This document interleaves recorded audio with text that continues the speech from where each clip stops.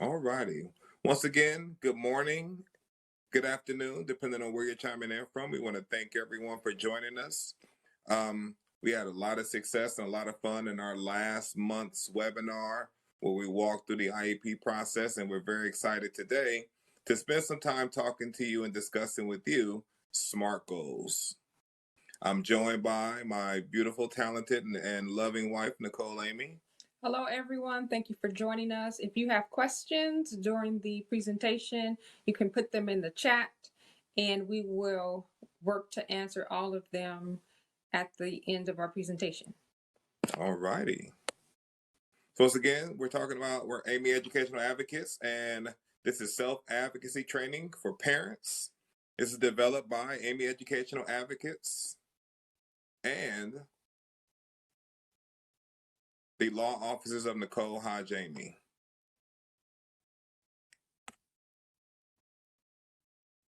Is everyone still able to see the video?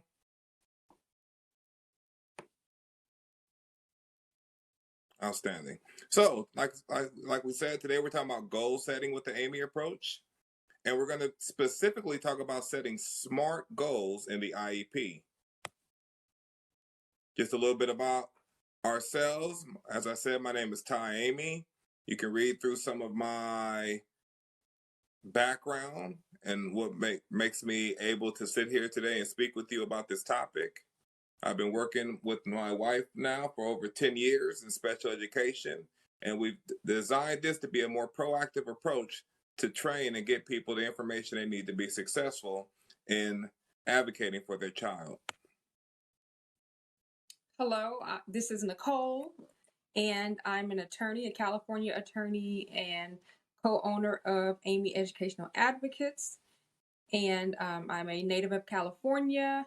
I went to law school here, and I work with students with disabilities, assisting them in obtaining a free and appropriate public education.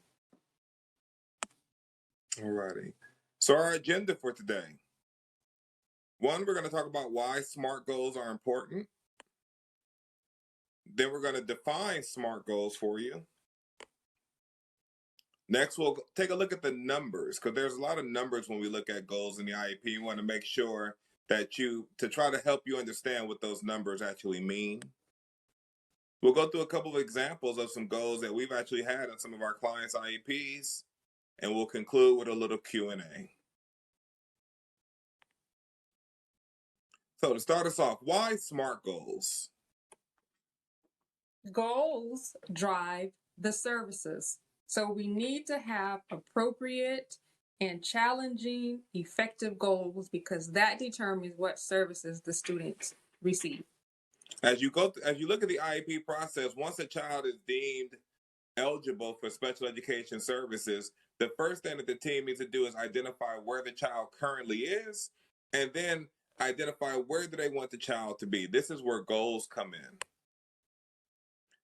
As goals drive services, services then drive growth. Right. So you want your child to be challenged academically, socially, in all areas. And the services are important to ensuring that the child makes progress and growth.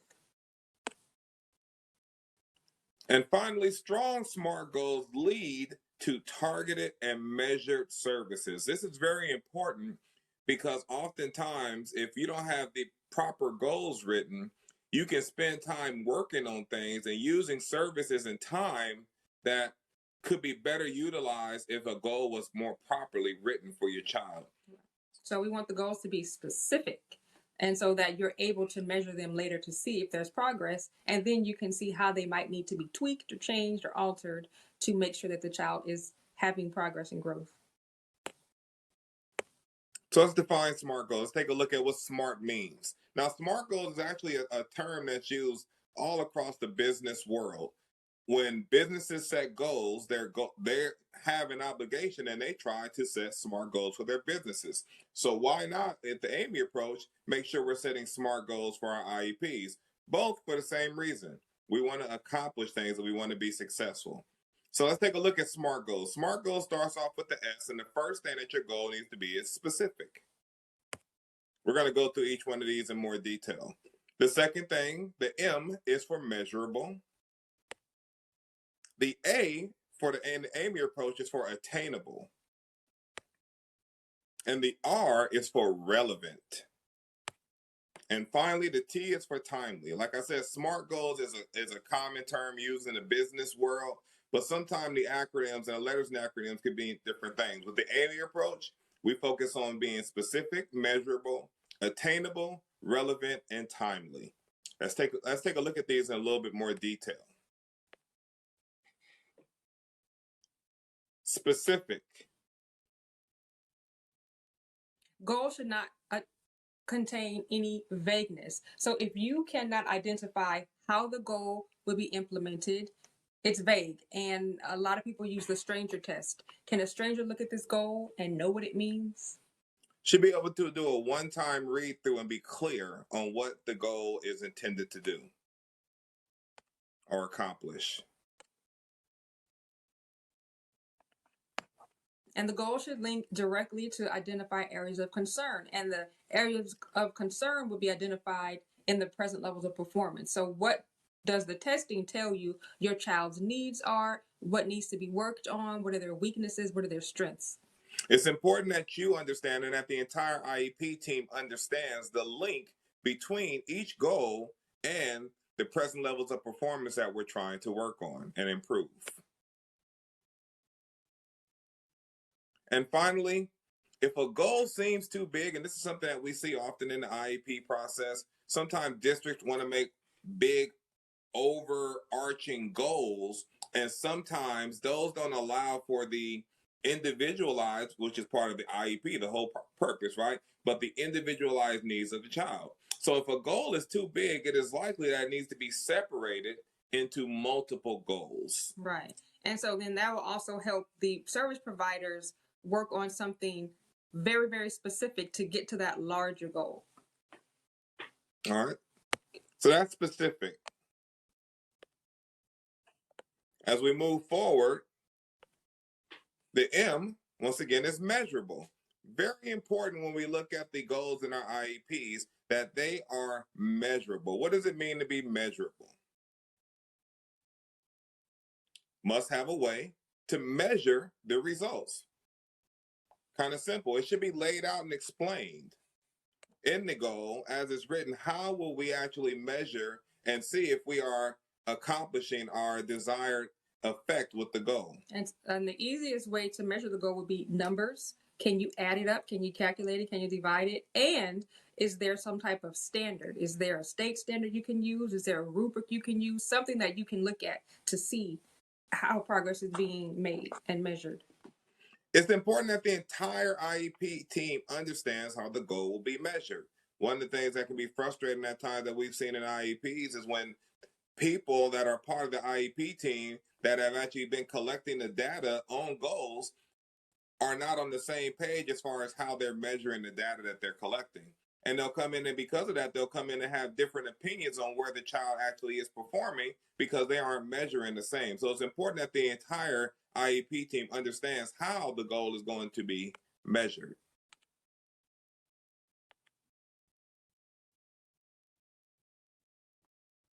If the staff is unable to be clear with the parent and the team how the goal is going to be measured, it is likely a poorly written goal. And this takes us back to the stranger test. If the staff can't describe in detail to the parent how it's going to happen, then the goal is not useful. So it's very important that not only our goals with the AMI approach, we want our goals to be specific and we need them to be measurable. Now, after we've made sure that the goal is specific and we made sure that it's measurable, it's also important that everyone understands and that we make sure that the goal is something that is actually attainable. Goals should be conceived and written in a manner that affords your child a realistic expectation of attaining said goal. Sometimes we can be over aggressive with goals.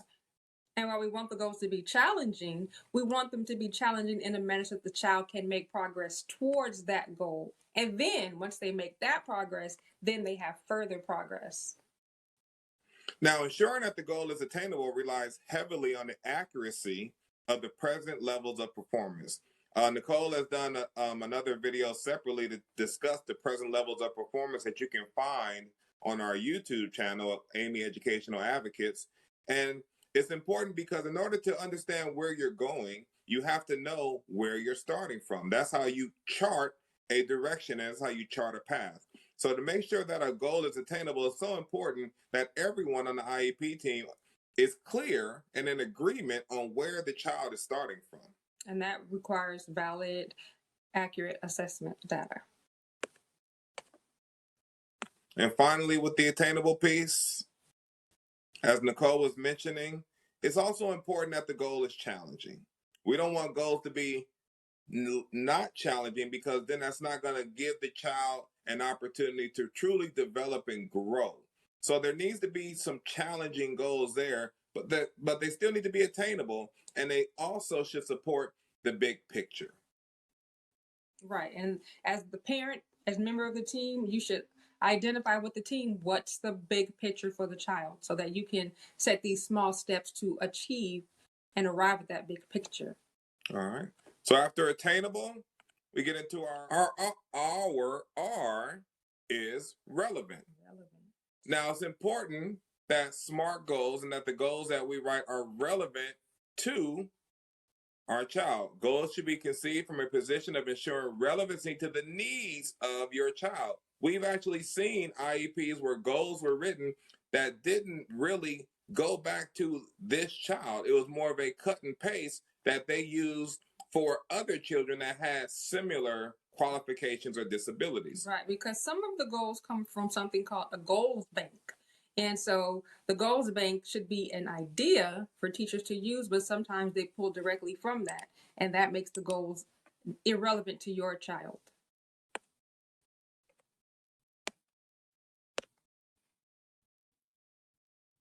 Irrelevant goals allow districts to show improvement sometimes, but they're actually ignoring the needs of your child. So sometimes, as Nicole has mentioned, they'll have that goals bank and they'll say, okay, this is something that I know that we can do. That's not necessarily something that the child needs or something that's going to help this child make meaningful improvement on their disability, but this is something, it's a program we already have in place. It's something that I'm comfortable doing in my classroom already. So we'll implement this goal so that we can show that we're doing something. And that doesn't help your child.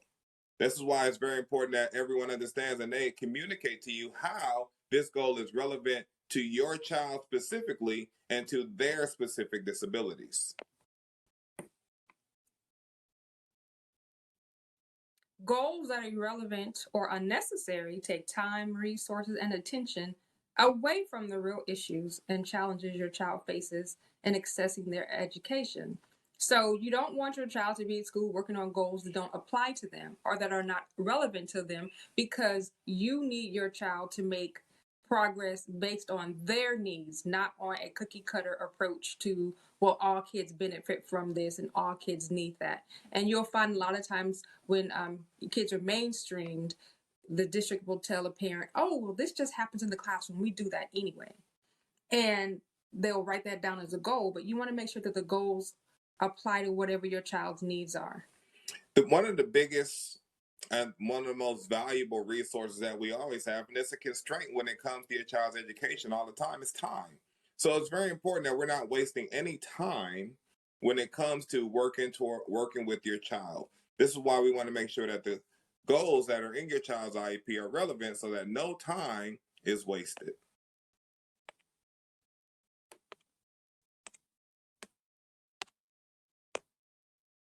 And finally, timely. Goals should be conceived in a manner where they can be attained in a reasonable timeline that once again supports that big picture. Often when you're developing goals, a well-written IEP is not only going to have those big picture goals, but it's going to have the benchmark goals along the way that help to lead to the big picture goal. All of this should be written in a manner that's actually attainable on a timeline that supports growth. Sometimes they'll have long timelines that don't necessarily encourage the child or encourage the providers to push and deliver services in a more aggressive manner. That's why it's important that we have a timely goal. Goals should be written in a manner where short-term goals build to support long-term goals and that occur on a timeline that fits the ability of your child and ensures that there's growth.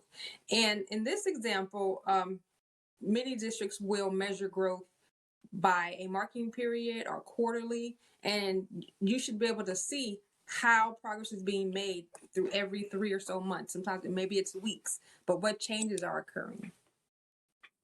If goals are not progressing according to the established timeline, that's a red flag for you. That means that we need to sit down and relook at this IEP and see what's going on. Maybe a goal needs to be changed, maybe it needs to be modified, or maybe it's just the wrong goal, period. But this is why it's important that we have goals that are written with built-in timelines, because it allows us to assess how the progress is going and allows us and provides us with a red flag to say, hey, we might need to sit down and relook at this. Right. And we might need to look and see if the services being provided to the child to support that goal, are they effective? Because we might need to change. Something will need to be changed to make sure that this child can attain this goal in the timeline set. So specific, measurable, attainable, relevant, and timely. All right. So now that takes us to the numbers. Let's talk about the numbers a little bit. Like we said, we want SMART goals to be measurable. In order for them to be measurable, there are going to be some numbers involved. One of the realities in life that, unfortunately, numbers give some people anxiety. There are oftentimes, and what the ways that goals are written, the numbers can actually kind of jump out at you and confuse you. So we want to talk about the numbers a little bit to help give you a better understanding of the way that they're used and how you can try to make sense of them. So the numbers, as this note says, controls how measurable, reasonable, and attainable and timely a goal is when developed. So there should be some timeline as far as how long it should take. There should be some timeline as far as how we're going to measure improvement. All these things are where you'll see numbers pop up in your IEP and in the SMART goals. Districts often use standard cookie cutter verbiage when using numbers while developing goals. This is why it's important and why we want to spend some time to talk about the numbers. One of the things that I found in experience in IEPs is I'll ask the teacher or the service provider as they're talking us through a goal and they say some numbers. I'll say, okay, so what does that mean? Explain that to us. And they're not able to. And it's because they just did a cookie cutter, did a cut and paste from a goal bank and say, okay, well, this goal, the textbook had it at 4 out of 5 trials. One of the big things before we move on and take a look at some examples of the numbers, if it doesn't add up, it doesn't lead to positive results. You have to make sure the numbers add up to you, and don't be afraid and actually demand that they explain how the numbers are going to add up to show the positive results. And the teachers in the meeting need to know how these numbers should add up, because many times the teachers, they're relying on the psychologist or the resource teacher or the special education staff. They don't know. So here's an example. Some of you have seen something like this probably if you have an IEP or your child has an IEP. 85% accuracy on 4 out of 5 trials. Now that sounds pretty good, right? That sounds like a solid goal. I'm gonna throw another one up here too.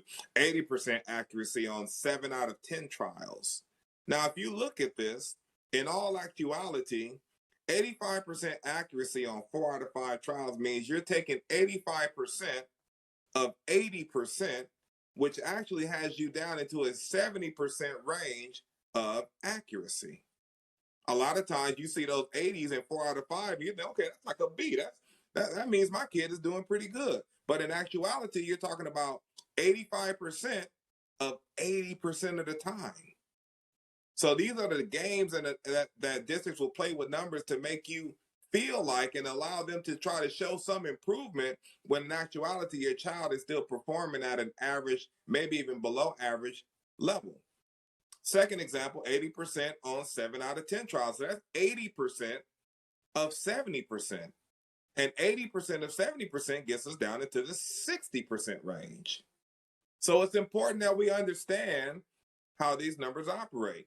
Another one that we've seen, I've taken these directly out of IEPs that we have from old clients. 65% across 3 observation periods. Well, how long are the observation periods?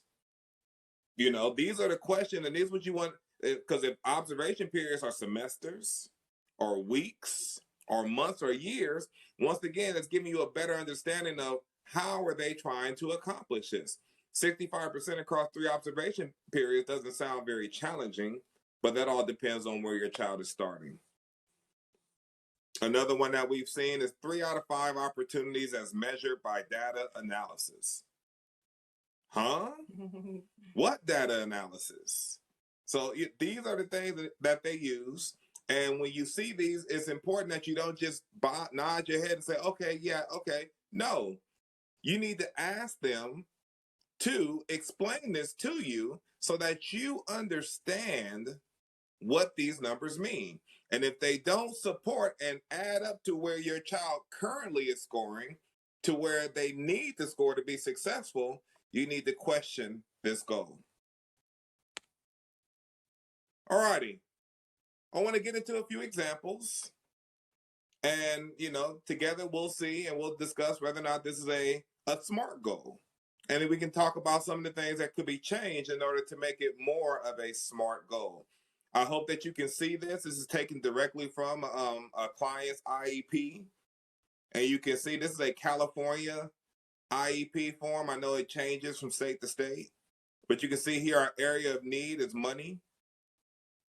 And you can see the baseline, which would be the present levels of performance, where the client does not correctly identify the coins or their values. She cannot add combinations of coins. So what's the goal, Reed, Nicole? By October 15th, 2020, when given a combination of coins, student will state the value of the coins up to $5 with 80% accuracy in 2 consecutive trials as measured by work samples. Now, is that specific? No. Is it measurable? I would not consider it to be measurable because it's saying measured by work samples. I would need more information about the work samples. Is it attainable? It's not attainable because it's not measurable. And it's not measurable because we don't understand what work samples, how many tests or how many questions in the work sample will there be that she's actually measured by? 2 consecutive trials, consecutive in the same day, consecutive in the same week. So these are the type of specifications that we need to make sure are written into the goal to make this more of a SMART goal. Is it relevant? I think, it's relevant because it's important that this child understands money. So it's relevant to whatever the particular need is. Well, I would say even when it says area of need, money, is that very specific? Does that really point out what the area of need is? Just money? Well, everybody needs money. I have an area of need, right? I need some money, but to make that more specific, it would have to be area of need will be counting money. Right. Calculating coins. Or something. You want to make sure all these things are much more specific than the general area of need. Money. Counts coins up to $5 with 80% accuracy. There's a lot of work that we would do in this IEP in order to make sure that in this goal, to make sure that it was a SMART goal to the A.M.E. approach standards. One of the things that you can see here, though, is the breakdown when you look at the progress report period, progress report 1, 2, and 3. This allows you to have those benchmarks. And you can see nothing is really captured here because they haven't really broken down how they hope to accomplish this. Another example. Math computation. And the baseline is that the student knows some multiplication facts, but does not yet understand their relation to division facts and past multiplication facts times 2 and times 3. So let's take a look at this goal. By 10/29/19, when given 5 to 10 equations that require the student to perform operations with 4-digit whole numbers by single digits, student will multiply or divide using the standard algorithm with 75% accuracy on test or worksheets. Yeah. Is this specific? I would not consider this specific because it's saying 5 to 10. That's pretty broad. Um, are you focusing on 5 or are you focusing on 10? That could be really different numbers. So I don't think it's specific. Measurable. I don't think it's measurable again because of that 5-10 equation area that leaves a lot of room to guess and decide, okay, she did 5, we're just going to stop right there. And if you get 5 equations and you get 75% accuracy, or if you get 10 equations and 75% accuracy, it's really such a difference in showing how comfortable the child actually is with doing the work. Do they really understand it? And then what is the standard algorithm? These are all questions that need to be discussed and hopefully documented in this goal, because to Nicole's point earlier, it's the stranger test. This goal leaves a lot to be understood by somebody who already wrote it, instead of a stranger being able to pick it up and understand what's trying to be accomplished here. And then this goal says when given 5 to 10 equations. So that means if they were given 5, then maybe they only have to do 75% of that 5. So it could change. And it could, it's so broad. It's so broad, it's not specific. It is probably attainable based off of what they said with the baseline. And they do have a time. Actually, do they have a time? But they say by 10/29. And then you can see here they've actually broken down some of the progress as they've met to see where the child is. It looks like little progress has been made, and it's not surprising being that the goal is so poorly written.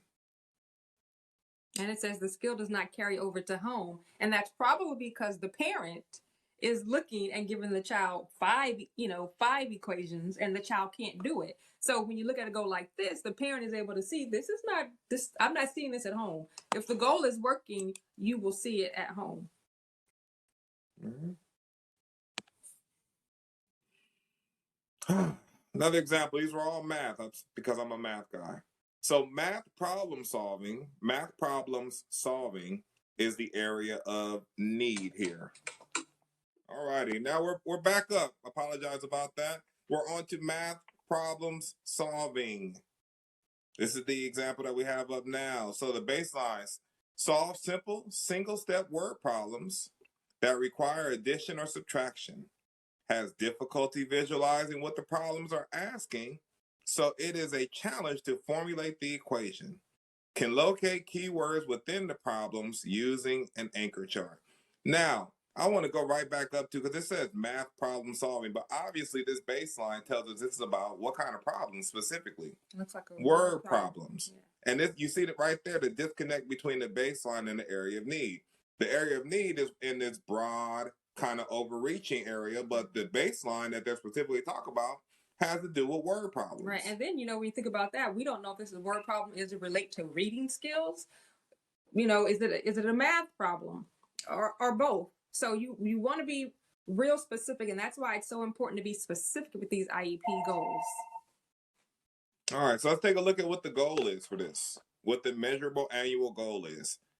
By 10/29/19, when presenting with at least 4 problems, again, now it can be more than 4, but that's not specific. But when presented at least 4 problems, student will use the 4 operations to solve word problems involving money. Now here's money back into it now. So it didn't say that our area of need in this example was about money, but now they're including the money goal into this really word problem goal. Right. And once again, now we're getting vague. We're getting too overarching. It's not specific enough. And now I'm wondering, does a child only have problems with word problems when the word problem is about money? Or any other type of measurement? So this is why it's important that we really dig down and dial into these goals. And let's finish that goal. It says involving money with 75% accuracy as measured by work samples or district tests. So now, at least 4 problems. Mm-hmm. So are there going to be tests specifically for this? Or is it just going to be, if I give them a test and there's 4 problems about this, I will use that to you can see the holes in this goal. There's a definite lack of specificity. I think I said that right. Mm-hmm. All right. So, and there's a disconnect between the area of need, baseline, and the actual goal as we go from math problem solving in the area of need. Baseline is speaking about word problems, and then our goal is also including money. And then it seems also in the baseline it talks about require addition or subtraction, but the goal is use all 4 operations to solve it. So that sounds like they're adding division and multiplication. So once again, this is an example where you probably want to break down. This might need to be more than one goal, because it's important that the goals are separated to once again allow the teachers or the service providers to really isolate on what the problem is and actually make meaningful strides in that area versus trying to do a little bit of everything in this one goal. And this one is another one that says the progress does not carry over to home because there's just no way to measure it. We don't know. Parent doesn't know what the district is measuring. So this would be something the parent couldn't recreate at home because we don't know what the district is doing to say that the child has made progress. And then when you look at measurable, one of the things, so if the goal is to get to 75% accuracy, if you look at our baseline, there's no percentage accuracy there to say where the child is now. So the child could be at 10%. The child could be at 50%. The child could be at 90%. And because we don't know, how will we know if 75% accuracy is even improvement? Because we didn't talk about what the accuracy is in the baseline, which is the same way of discussing the present levels of performance. Mm-hmm. These are the things that you need to make sure, and these are the things that we do with our clients when we look at them using the S.M.A.R.T approach to make sure that our clients' IEPs have SMART goals written. So once again, SMART goals. With the S.M.A.R.T approach, we believe that SMART goals should be specific, measurable, attainable, relevant, and timely. We took some time to go through each of these in a little bit of detail, and then we actually looked at a couple of examples that showed what was lacking to make these goals SMART goals. It's important that if you do not have help in the IEP process, it's important that you're asking the difficult questions that Nicole was just speaking on. Don't be afraid to look dumb. Right. It goes back to the old adage, no question is a dumb question. Right. You know, as a parent, bring out your calculator and say, now, how do I measure that? How do I do that? Show me. Get a piece of paper and a pen and say, can you tell me how do I calculate these numbers to see so I can measure progress with you? And then understand how they're looking at it, because, you know, on 2 of the examples that we had, parent isn't seeing it translate at home. Well, if the parent isn't actually trying to test them or trying to check for understanding the same way that the service provider or teacher is, then they're not going to see it at home. If we're not given the same test or the same questions or understand how the questions are being presented or how the problems are being presented to the child in the classroom, how can we then replicate that at home so that we can see the same growth and improvement that they often will try to push in the IEP meetings? Right. And I think the last IEP we looked at, it had a note saying that the child was able to achieve that with support. So, of course, if the child gets home, the parent is expecting this to be an independent thing because the baseline did not say anything about adult support, nor did the goal say anything about adult support. So parents need to be clear on that too. Will the child be given support, when they're trying to reach these goals, and what type of support are they being given, or will they be working on these independently, because you want your child to be as independent as possible. So it's important to have that discussion as well. All right.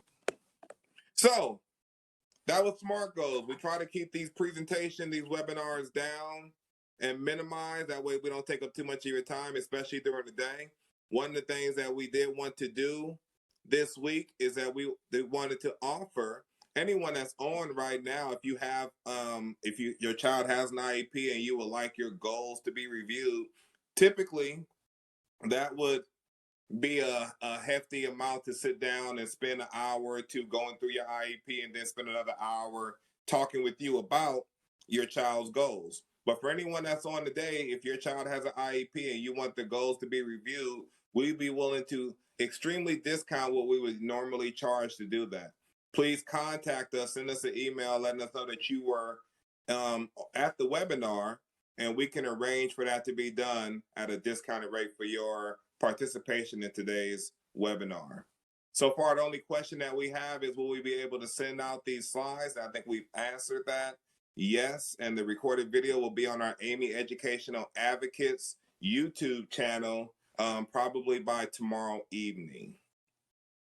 Are there any other questions out there that anyone might have regarding SMART goals and setting SMART goals for your child in their IEP?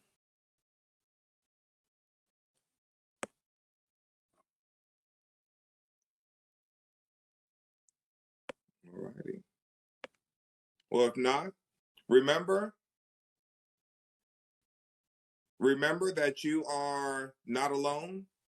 You can get help. Okay. You can reach us with A.M.E. Educational Advocates. That's our. Ty, there's two questions. There's two questions. Okay, I see. I live in Georgia. Can you still review my child's goals? Yes, we can. The good thing about this is that this is federal law.